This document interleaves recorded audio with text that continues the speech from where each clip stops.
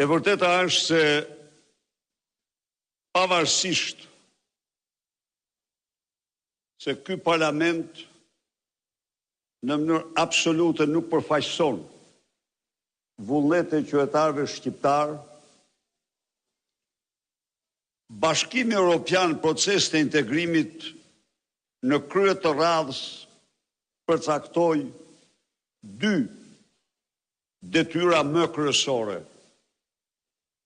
Reformën gjithëpërfshirëse zgjedhore, reformën gjithëpërfshirëse territoriale.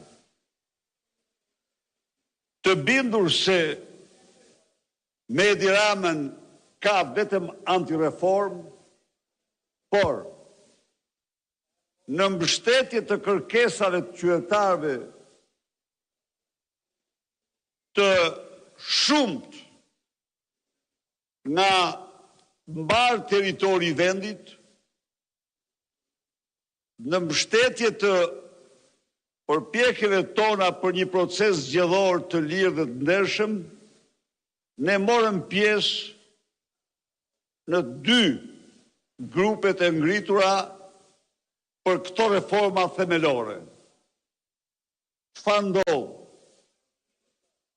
Grup me një kusht të vetëm, por reformën zgjedhore të merret ekspertiza e ODIR-it, por reformën territoriale të merret ekspertiza e Kongresit të autoriteteve lokale rajonale të Këshillit të Europës.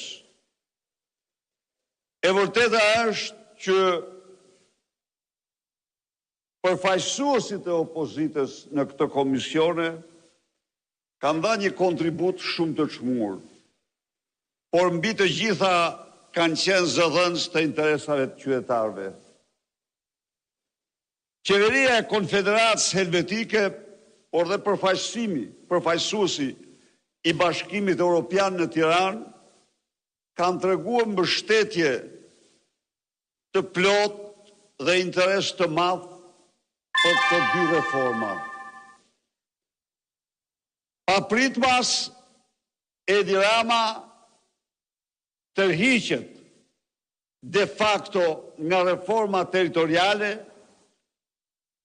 dhe mbyll procesin duke vazhduar projektin e tij të shpopullimit të plot të mëtejshëm të Shqipërisë. Ka Përfundoni ju lutem. 25 bashki nga Konispoli në Krum,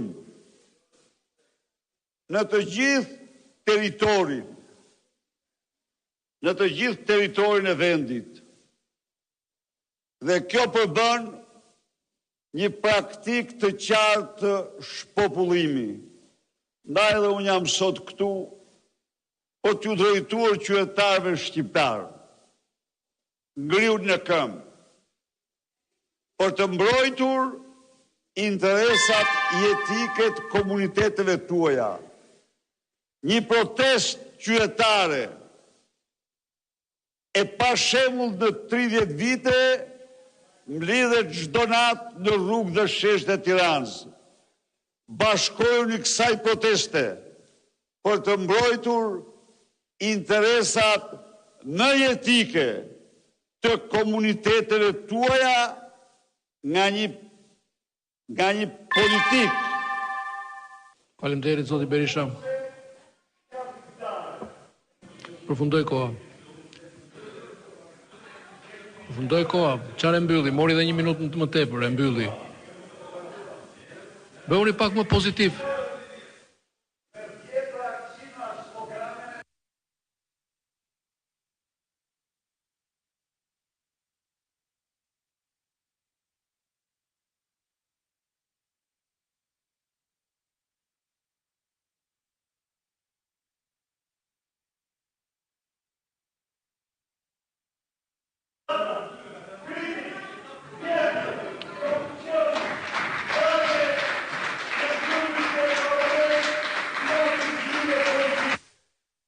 Faleminderit. Zoti Taulant Balla, procedur.